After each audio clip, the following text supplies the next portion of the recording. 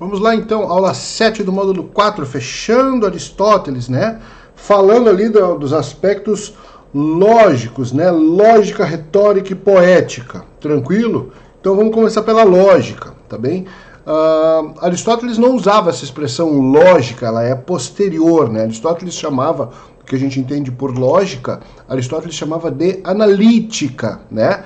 E para ele não entra no esquema geral das ciências, né? Aqui diz assim, é antes, né? Antes de ser uma das áreas do saber, quando a gente tem lá as teoréticas, né? As diferentes áreas do saber, né? As práticas, as poéticas, não entra.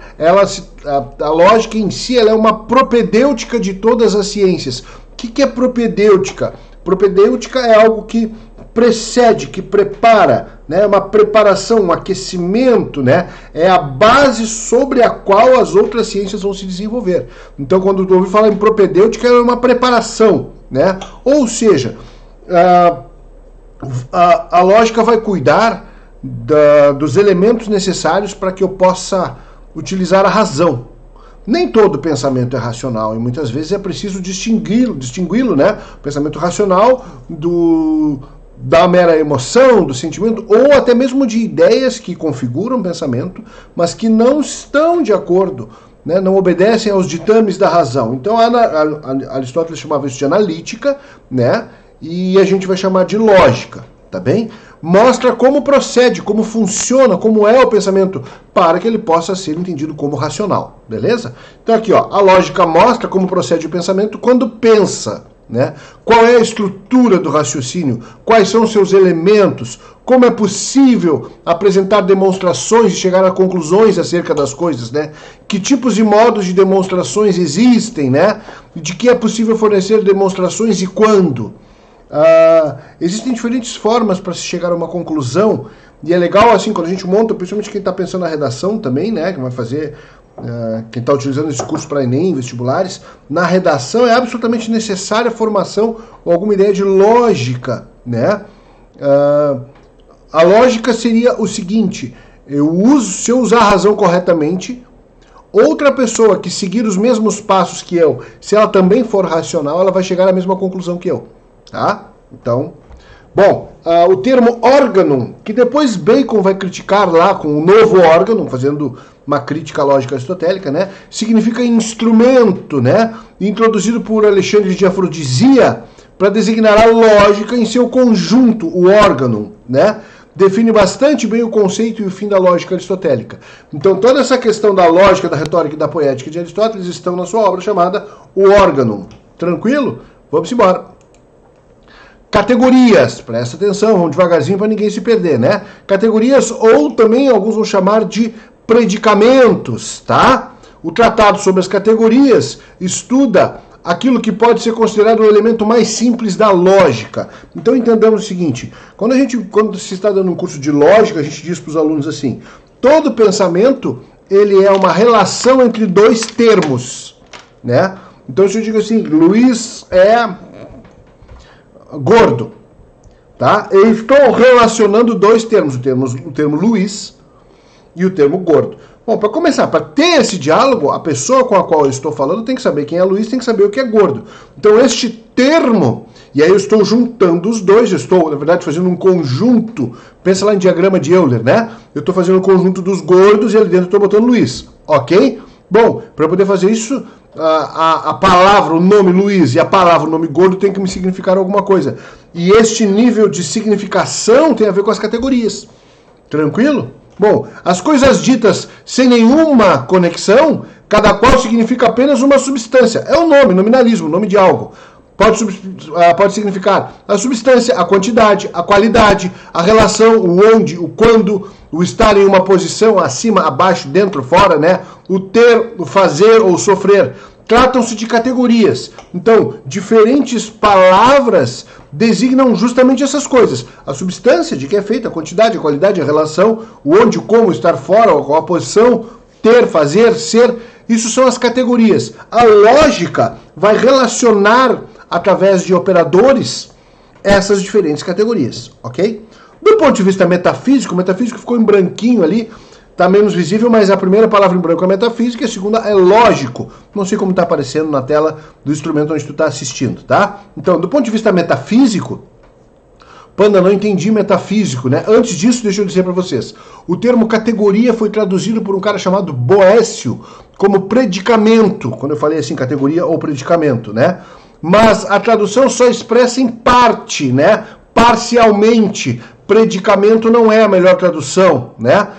O sentido do termo grego expressa parcialmente o sentido do termo grego, né? Não sendo a mais perfeita, a mais adequada. Dá origem a numerosas dificuldades, em grande parte elimináveis. Por quê? Porque o predicamento, quando eu uso predicamento, de alguma forma eu estou dizendo que é uma qualidade de outro ser, né? Quando eu falo em categorias, eu posso estar me referindo ao ser ou a qualidade desse ser, tá? A primeira categoria, voltando para cá para o slide, né? Do ponto de vista metafísico, as categorias representam os significados fundamentais do ser, né? Do ponto de vista lógico, elas devem ser os gêneros supremos aos quais se deve reportar qualquer termo da proposição. Então, categoria do ponto de vista metafísico designa o ser. Do ponto de vista lógico, é um dos termos. Quando diz assim, Luiz é gordo, eu tenho que saber o que é Luiz, eu tenho que saber o que é gordo para poder relacionar os dois. Ou dizer, Luiz é gordo, Luiz está gordo, Luiz foi gordo, Luiz não é gordo, né? Luiz odeia gordos, ou Luiz é magro, ou Luiz é gordo, né? Se Luiz é gordo, então ele não... Então eu vou aplicando os operadores lógicos e vou relacionando essas categorias lógicas. Do ponto de vista metafísico, designa a substância, designa a existência. Tranquilo? É uma distinção relevante, tá? Então, categoria do ponto de vista metafísico se refere ao ser. Nós já vimos, volta ali, tem aulas falando ali de substância, categoria, metafísica, tá bem explicadinho, tá? Do ponto de vista lógico, categoria é uma mera classificação, é uma divisão em grupos, ok? Ainda que neste grupo possa ter apenas um elemento, né?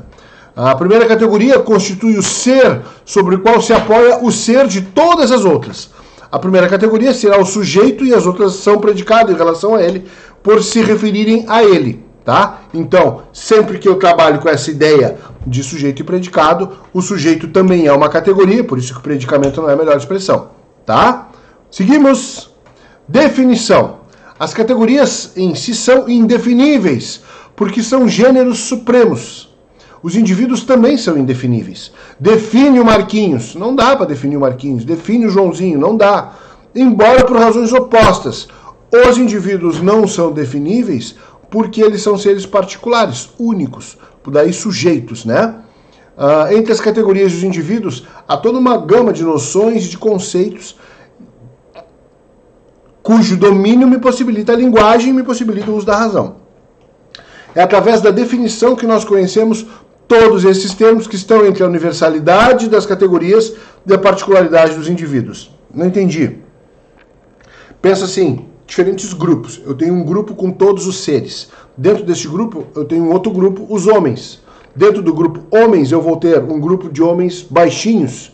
Dentro do grupo seres, homens baixinhos, eu posso ter um outro grupo, seres, homens baixinhos, vesgos. E aí daqui a pouco eu chego no João. O que esse quadrinho está dizendo, entre os seres, o grupo grande e o João, eu tenho outras subdivisões. E muitas vezes este João, este indivíduo, ele pode participar da intersecção entre dois conjuntos, ou seja, ele pode ser visto sob diferentes olhares e, portanto, ser classificado em diferentes categorias. Isso deveria fazer sentido, só por eu ter dito. Se não fez, volta um pouquinho no vídeo e assiste, escuta 20 vezes. Vai fazer sentido, tá tudo certinho que eu falei, tá? Bom, a definição significa explicar o significado de uma palavra, é um nominalismo. O que é a definição? Eu pego caneca e digo assim, caneca, oh meu Deus, o que é caneca? Eu vou ter que dizer, olha, é um objeto feito de determinado tipo de substância, através da qual líquidos não passem, ela tem que reter e dar forma ao líquido, né, utilizado para beber coisa. Aí, cara, aí tu vai dizer o que ela é, tá? O significado de uma palavra. Mas mais do que isso, tá? A definição determina o que é o objeto que a palavra indica. Então, assim, sempre que alguém falar ou pensar na palavra caneca, isso vai referir, apontar um objeto, um ser, tá? Bom, o discurso expressa a essência, E a natureza das coisas expressa a substância das coisas. Para definir algo, precisa-se do gênero próximo e da diferença específica. Então, assim, se eu explico caneca e o cara talvez não entenda, eu digo assim, olha, já vou falar em copo. Ah, copo eu conheço. Caneca é parecida com copo, mas não é um copo, porque a caneca tem uma alça, o copo não tem que ter alça, né? A caneca normalmente pode ou não ser transparente, aí eu já ouvi falar em copo? Não. Já ouvi falar em prato? Ouvi. Ah, o prato a gente usa para isso, a caneca a gente usa... Então, por proximidade, muitas vezes, assim como eu posso pegar uma fruta cítrica e dizer assim, já comeu tal fruta? Sei lá eu, lima. Já comeu lima? Não. Ah, mas tu já comeu limão? Já. Lima é como se fosse um limão, mas ela é um pouco mais doce, tem uma coisa mais ácida. Já comeu maçã verde? Então, e aí daqui a pouco a pessoa começa, por comparação e por proximidade, a mostrar outras coisas e chegar em algo muito próximo. Tranquilo? Retórica, bom, retórica nós já vimos, né? A arte de conversar com as palavras. Só que Aristóteles vai tratar assim, ó. Para Aristóteles, também para Platão, nesse sentido o pensamento dos dois coincide, eles concordam, né? A retórica não tem a função de ensinar e treinar acerca da verdade ou de valores particulares. A retórica não serve para alcançar a verdade ou para ensinar a verdade. O objetivo da retórica é, ao contrário disso, né, o de persuadir, convencer, manipular, ou mais exatamente, de descobrir quais são os modelos e os meios para persuadir. O que eu preciso fazer? Quais são os caminhos? Quais são os mecanismos que eu tenho que usar para convencer o outro a acreditar no que eu estou dizendo, a agir da forma que eu quero, a fazer o que eu estou pedindo, mandando, sugerindo, etc. A retórica estuda os procedimentos com os quais os homens aconselham, acusam, se defendem e elogiam. Essas, com efeito, são as atividades específicas do persuadir. E isso aqui está muito inserido no contexto da vida dos gregos, né? Porque eles iam para a ágora, para a praça pública, eles se reuniam de 8 em 8 dias, eles votavam coisas. Quando eles decidiam os destinos da polis, da cidade, baseados no conceito de justiça, isso e aquilo. Quando eles não tinham mais, digamos assim, o que votar, eles iam para as praças públicas para se degladiar intelectualmente uns com os outros. E lá o que eles faziam? Eles, é o que está aqui, ó. Aconselhavam, acusavam, se defendiam, elogiavam. Essas são as atividades do persuadir. Então eles iam para exercitar retórica. Em geral, não se movendo a partir de conhecimentos científicos. Não é mais conhecimento, porque o conhecimento vai ter uma relação direta com a pretensão de verdade, e a retórica não. Mas de opiniões prováveis, né? Ou seja, é razoável, é eloquente, faz sentido, convence, tá bom. Tá? A retórica não apresenta as várias passagens através das quais, passagens essas, né, o ouvinte comum se perderia. A retórica, ela é, do ponto de vista linguístico, ela é uma espécie de ilusionismo, né, ou de mágica. O que o mágico faz? Ele chama a tua atenção para cá e com a outra mão ele esconde uma coisa. A retórica tem a ver com isso. Então, a retórica não apresenta todas as passagens, todas as deduções lógicas, né, através das quais o ouvinte poderia se perder. Ela dá saltos lógicos, né? Então eu coloco uma coisa, aí teria vários passinhos, eu pulo, por isso a gente chama de salto lógico. Eu pulo por cima de vários passos e chego direto em algum lugar. Só que aí algum desses passos que em tese sustenta essa conclusão pode estar errado, tá? Mas a retórica faz o quê? Que é o que está escrito no teu texto aqui, né? Ela extrai a conclusão rapidamente das premissas. Tanto que tem uma falácia que é chamada de generalização apressada. Tem a ver com a pressa de chegar à conclusão. Deixando somente a mediação, deixando subjacente, deixando de lado, abrindo mão, né, da mediação lógica, da verificação da racionalidade e da adequação daqueles passos lógicos que produzem uma conclusão. Tá? Esse tipo de raciocínio retórico, toma nota disso aí, se denomina entinema. O que é um entinema? Entinema é um raciocínio lógico com saltos, onde eu não possibilito que o meu interlocutor perceba cada um dos passos, né? Onde eu manipulo a condução da argumentação para que as deduções sejam aceitas, né? E não produzidas por fruto da razão, tá bom? Além do entinema, a retórica se vale também do exemplo e não implica mediação entre a lógica e qualquer gênero, ok? A utilização de exemplos sobre vários aspectos, ela abre a mão do porquê. Ou melhor, a utilização de exemplos me permite colocar qualquer coisa como porquê, né? Como na relação de causa e consequência, muitas vezes quando eu dou o exemplo, eu te ofereço a consequência e boto o que eu quiser como causa ali, tu vai aceitar, tá? Isso aí tudo na retórica depois será estudado na categoria das falácias, beleza? Os princípios do raciocínio. Então, assim, Aristóteles ajudou a definir, assim, ó, para eu dizer que algo é racional, algo ou alguém, tem que obedecer, tem que saber usar, tem que dominar, tem que ter acesso, tem que...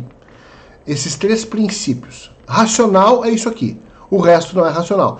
E aqui repousam nesses princípios da racionalidade de Aristóteles, por exemplo, a dificuldade de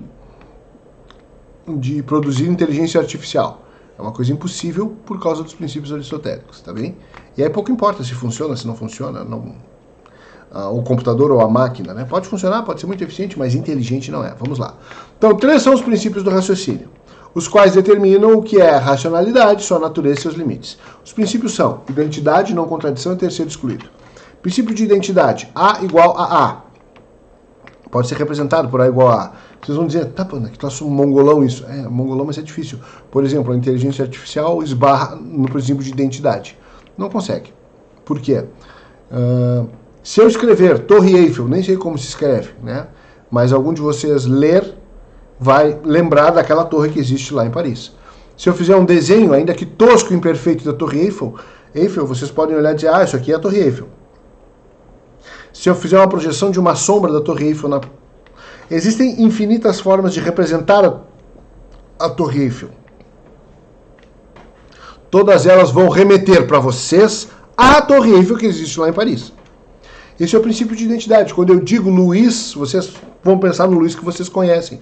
Ou no Luiz que vocês conhecem, se vocês conhecem vários, que está mais próximo daquela situação na qual está sendo utilizado o nome dele. Isso é uma encrenca maravilhosa. Por que para o computador isso é um problema? Porque tudo no computador é convertido em 0 e 1, em linguagem binária. Então ele não consegue atribuir é impossível para ele atribuir significados. O computador pode pensar e identificar 1 zilhão de cores através do código ciano, yellow, magenta e black. Sim. Então ele tem quatro categorias, ele pode ter 0 e 1 nos pinos de um processador, ele vai aparecer 0 sem energia, 1 com energia, são zilhões de combinações possíveis. Ah, que legal! Tá, mas não interessa. Ele é incapaz de ver cor, de perceber cor, né? Então, a palavra, a foto, a cor, o cheiro, a temperatura, o isso, aquilo, no caso do computador, tudo isso vira 0 e 1. E aí o princípio de identidade não funciona muito bem. Princípio de não contradição, nesse aqui o computador é melhor que nós. Né? O que é o princípio de não contradição? Uma coisa, uma proposição, uma ideia, nada pode ser verdadeiro e falso ao mesmo tempo sob o mesmo aspecto. Chove lá fora, ou chove, ou não chove. Não dá para ter as duas coisas. Não dá para chover e não chover. Tá quase parando, chove. Recenzinha parou, não chove. Não tem como chover e não chover.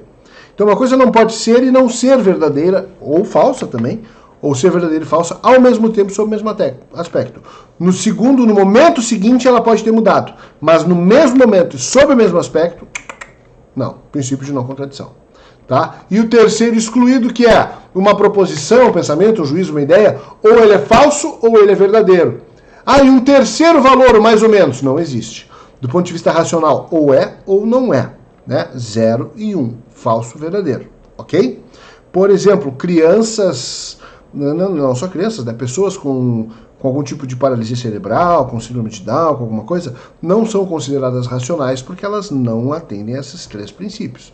Né? Se tu disser para alguém com algum tipo de deficiência ou de limitação que algo é e não é ao mesmo tempo, ele vai dizer, tá. E isso é irracional.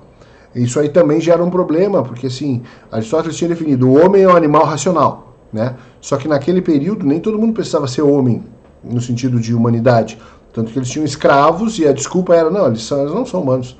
A natureza deles é diferente. Né? Para nós que entendemos que todo ser humano tem a mesma natureza, essa definição de que o homem é um animal racional ela é limitada. Porque aí pessoas que não estão conseguindo fazer isso aqui não são mais humanos. Se nós usássemos essa definição, entendeu? Então assim, uma pessoa que daqui a pouco sofreu um acidente, bateu a cabeça e não está conseguindo mais fazer isso aqui. Ah, não é humano, pode fazer o que tu quiser com ela, pode fazer guisado, pode tirar os órgãos e doar, pode matar, pode enterrar, não. Então nós postulamos hoje um princípio da dignidade humana que não está diretamente atrelado à racionalidade, ok? Eu não estou nem falando de pessoas burras, eu estou falando de pessoas que realmente não chegam, tá? Bom, tipos de raciocínio. Quando a gente fala de raciocínio, isso tudo é definições de Aristóteles, tá? Tipos de raciocínio. 3 são as formas para se chegar racionalmente, né, a uma conclusão. Então, se um raciocínio tem como efeito, como produto final, a conclusão de algo, tem que ter sido, ocorreu de uma dessas 3 formas. A partir de premissas, né, que são relações entre termos, são ideias iniciais. Essas premissas servem de base para chegar a uma conclusão. Bom, então, assim, dedução. Aí são os 3 tipos, né? 3 tipos de raciocínio. Dedução, indução e analogia. Na dedução, eu possuo todos os elementos, eu conheço tudo. Eu só organizo. Então, um exemplo que Aristóteles dá é: todo homem é mortal, Sócrates é homem. Logo, cara, a única resposta será: Sócrates é mortal. O problema é que aí eu já sei que todo homem é mortal, eu já sei que Sócrates é homem. Eu só estou organizando, eu não produzo conhecimento. Na indução, eu conheço uma parte dos elementos envolvidos. E na analogia, eu conheço um ou poucos. Tem um exemplo que eu gosto de dar, não copiei de ninguém, eu inventei. Outras pessoas podem ter inventado o mesmo exemplo, pode ter coincidência, mas eu realmente não copiei de ninguém. Que é o seguinte, rapidinho para te explicar. Pensa assim, tu tens uma arma e tu tens uma caixa de balas, de munição, projéteis, se preferir, né? Uma caixa de bala. Uma caixinha com 100 tiros. Tu quer saber se aquela munição é boa, se ela funciona.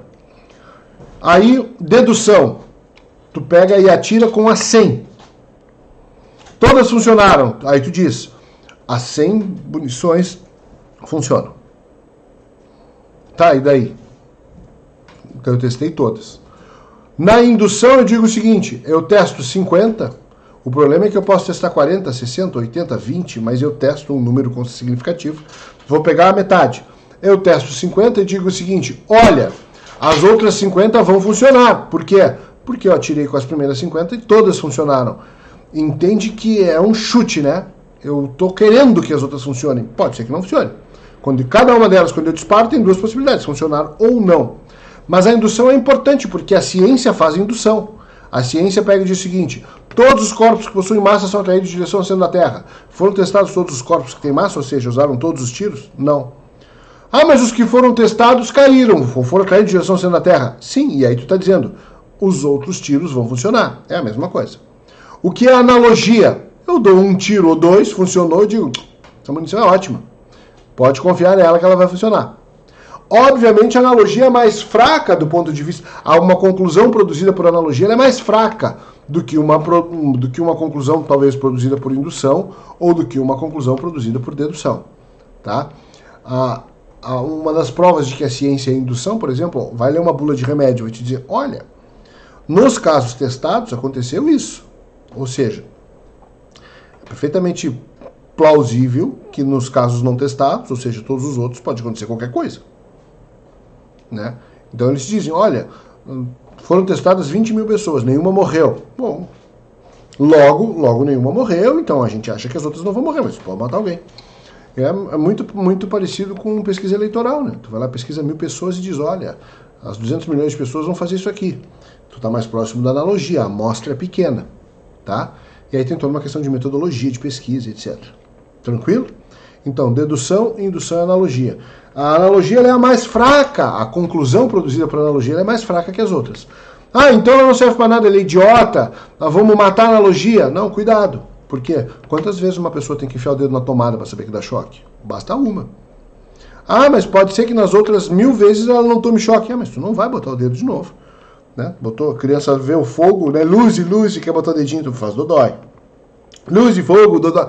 Bota o dedo aí. Ai, queimou meu dedo, viu? Aí depois o pai pega a vela e dá pra criança luz e ela, não, dodói. Né? Basta uma vez, não precisa um monte, né? Tem gente que em algumas outras coisas, né, mas na adolescência opta por tomar na cabeça muitas vezes para aprender, mas aí é uma falta de racionalidade, tá bom? Número 7 do slide, né, falando da poética, né? A poética vai se preocupar com o uso da linguagem, né, o discurso poético, que tem um viés estético, né? E aí Aristóteles se pergunta assim, qual é, afinal, né, a natureza do fato do discurso poético, o que ele pretende, né? Para que ele serve, o que ele visa, qual o seu objetivo, né? Então ele vai dizer assim, ó, são dois os conceitos que respondem a esse questionamento. Para que serve a poética, o que se pretende com a poética? O conceito de mímese, que é muito próximo do lance do Platão, e de catarse. Mímese tem a ver com lembrança, né? Então, olha só, mas, diferentemente de Platão, Aristóteles afirma que a arte, longe de reproduzir passivamente a aparência das coisas, ou seja, não é mera cópia da cópia, como dizia Platão. Platão dizia a arte é inútil. O mundo, a realidade, já é uma cópia do que existe de verdade no mundo das ideias. A arte copia o mundo, ela é cópia da cópia. Isso aí é ridículo. Aristóteles vai dizer, longe de simplesmente reproduzir com passividade, passivamente a aparência das coisas, ela quase que recria as coisas segundo uma nova dimensão. Aristóteles dá uma moral para a arte, né? Essa dimensão é a dimensão do possível e do verossímil. O que é verossímil? É algo mal traduzido, acreditável, que dá para acreditar, que carrega alguma verdade, tá? E é precisamente essa dimensão do possível, né, que universaliza os conteúdos da arte. Como assim universaliza? Que atinge a todos, que chega a todos, que leva essa ideia até todos, tá? Enquanto a natureza da arte consiste na imitação do real, segundo a dimensão do possível, é desse jeito, mas poderia ser de outro, né? A sua finalidade, o seu objetivo, por quê? Consiste na purificação das paixões para Aristóteles, tá? Então te liga, tem uma diferença importante aqui. E aí é uma questão muito trouxa de aparecer no Enem, né? No vestibular, a diferença da concepção artística entre Platão e Aristóteles, porque eles são próximos, um é discípulo do outro, né? Então Platão vai dizer, a arte é cópia da cópia, mimesis, não serve para nada, serve para enganar. Platão diz isso, Aristóteles vai dizer, não, a arte ela recria diferente uma coisa, na categoria do possível. Essa árvore é assim, mas ela poderia ser mais assim, então cuidado, tá? Parece que Aristóteles entrevia naquela agradável libertação operada pela arte algo de análogo àquilo que hoje nós chamamos de prazer estético. Parece que ele enxergava pelas frestas dessa cópia algo que hoje a gente chama de prazer estético, que Platão nem pensou nisso. A arte não nos carrega de emotividade, vai dizer o Platão. Ao contrário, descarrega, vai dizer Aristóteles. Platão dizia que a arte nos emociona e nos engana. Platão vai dizer, a arte nos emociona e nos engana. Aristóteles vai dizer, não, na verdade a gente vai estar cheio, carregado, estourando, e a arte leva embora uma parte disso, né? A arte, nessa perspectiva aristotélica, ela é como se fosse uma válvula de escape, né? Porque diante da realidade, ou às vezes da crueza da realidade, ela mostra a categoria do possível, né? Podia ser desse jeito, né? Antecipando quase que a ideia de ficção. Bom, falando do perípato, né? Ali é a questão dos peripatéticos, né? Durante a época helenística, que vem depois do período clássico, né? Então, assim, morre Alexandre o Grande, vira uma bagunça, mas os gregos estão realmente com a moral muito baixa, porque eles foram, não sei se sodomizados, mas submetidos, subjugados pelos macedônios, né?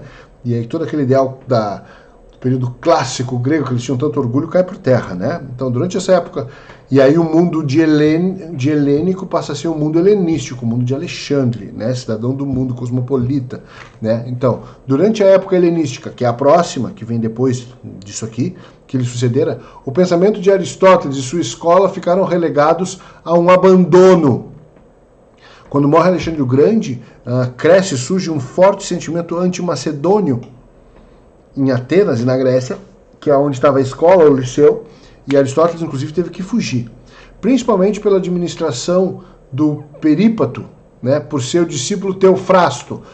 Aristóteles teve que fugir, mas estava lá a sua escola, e quem ficou administrando, quem ficou de chefe da escola foi Teofrasto, né, que pelo jeito foi incompetente. Somado ao fato de que seus escritos sumiram até sua edição sistemática, feita pelo Andrônico de Rhodes no século I a.C., no 10º sucessor de Aristóteles, tá? Ele que criou a expressão metafísica, tá?